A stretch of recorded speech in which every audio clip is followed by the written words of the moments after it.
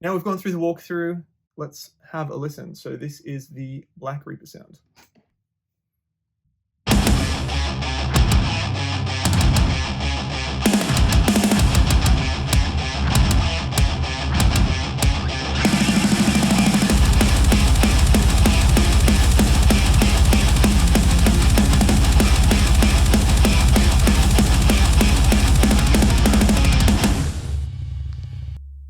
Hopefully that was obvious where the inspiration for that was.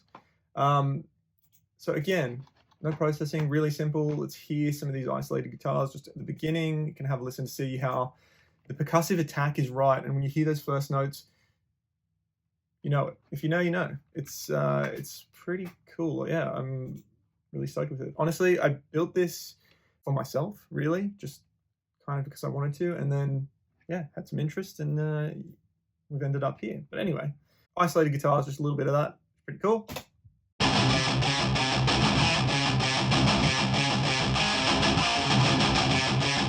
You can hear the gate.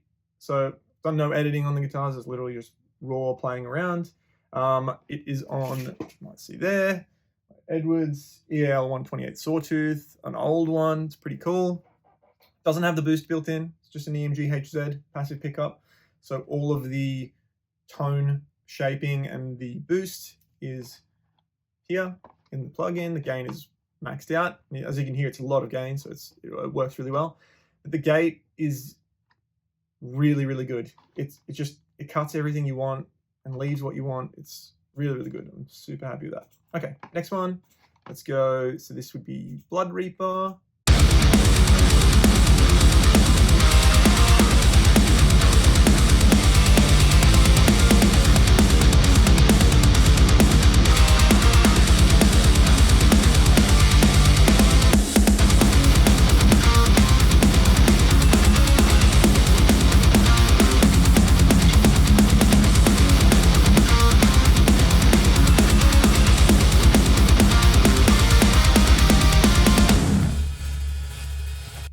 That one.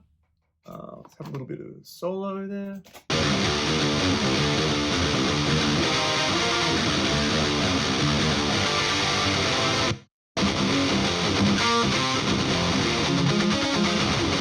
Pretty cool.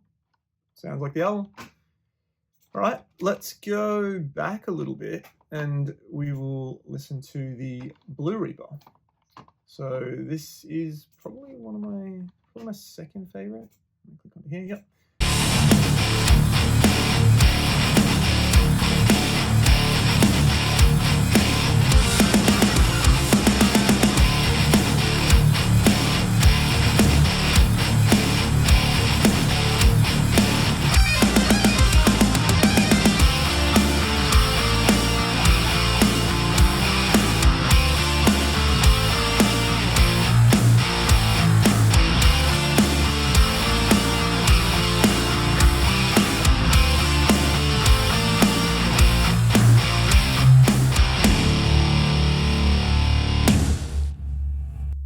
Let's have a look at some of these lead lines with just the ReaperSuite. So it's pretty cool that it'll still work really, really well doing leads and solos and stuff. Obviously it is a dry kind of rhythm sound.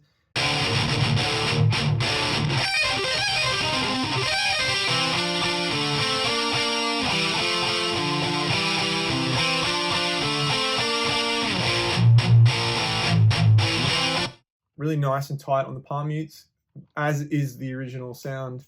Not a whole lot of low end, but it's by design because the GP1000, even the modified version, is very low end light.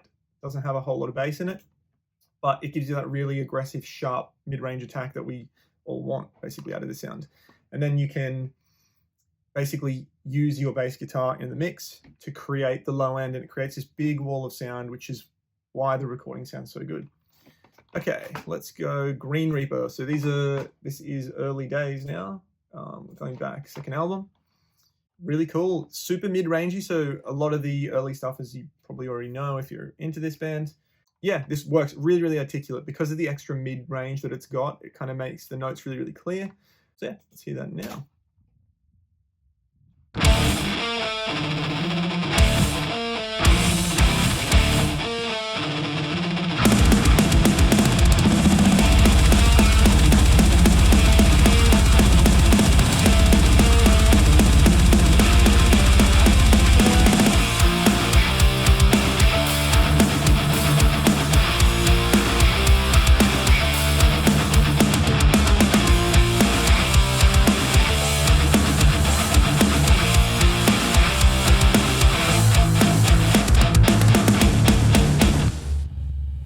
Cool. Again, of that era, really, really cool mid-range character to it. Sits really good in a mix with the right bass. So let's just have a listen to that little rhythm bit on its own.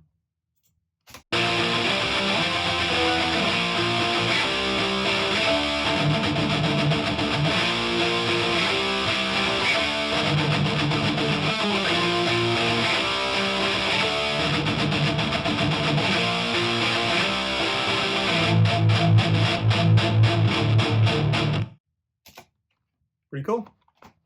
So let's keep moving. So Red Reaper is different sound again, a little more scooped, maybe because the 5150 power amp has a different kind of vibe, but let's have a listen to that one as well.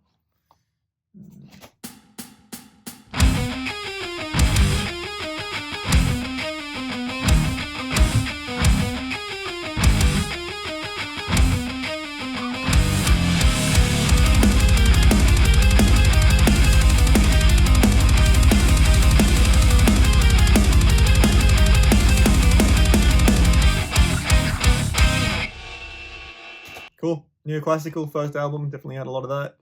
Sweet. So let's hear that on its own. Hear the how punchy it is on the muted notes. It just kind of, yeah, it feels really nice to play.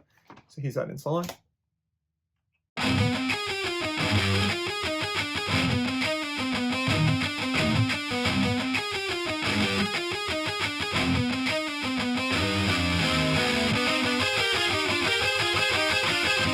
So pretty cool.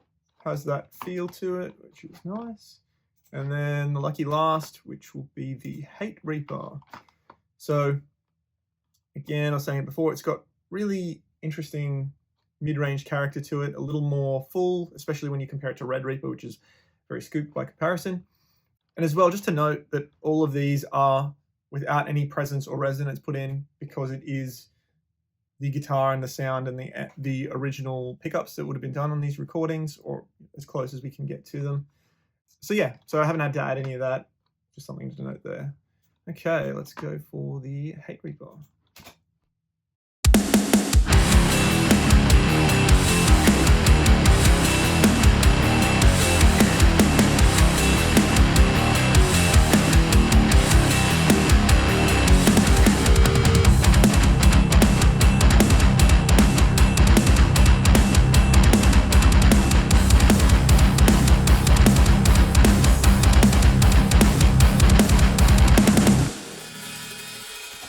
Cool. So as you can hear there, same sort of thing. Cool mid-range character does the thing.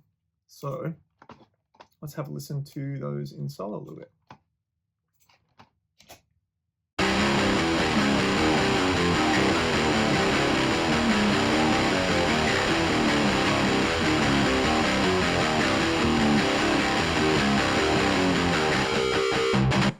Yeah, it's really cool. It just has that kind of broken speakery sort of mid-range tear to it, which is accurate to the album. Sounds really, really cool, especially in context.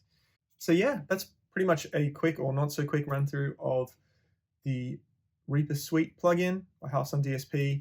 Really excited to get this out there and to kind of get started with this whole universe of plugins that we're making. And that's going to be a common theme that you'll see throughout what we make. It's definitely super hyper fixated on doing one thing correct and really getting an entire sort of suite of plugins, if you will, to make sure that all aspects work together to create the sound. Because as you probably already know, if you're into audio or you're just a fan of music, it's a cohesive piece that takes a lot of little puzzles to come together to make it sound like how it actually does sound. And a lot of the time you'll get plugins and you'll open it up, play away, and be frustrated immediately because you won't get the sound. Whereas if you get this plugin, it will give you that sound. So there's no trickery. It's just, this is what you get.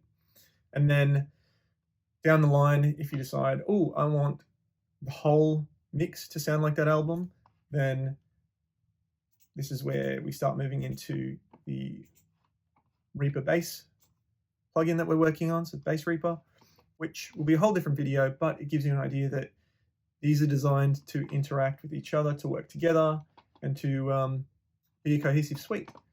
And then, yeah, the other one, which I'll just quickly show you now, will be the Reaper Boost 1K. So this is, again, part of that ecosystem, something that we'll focus on a little bit later. But yeah, for the moment, thanks so much. We will see you soon.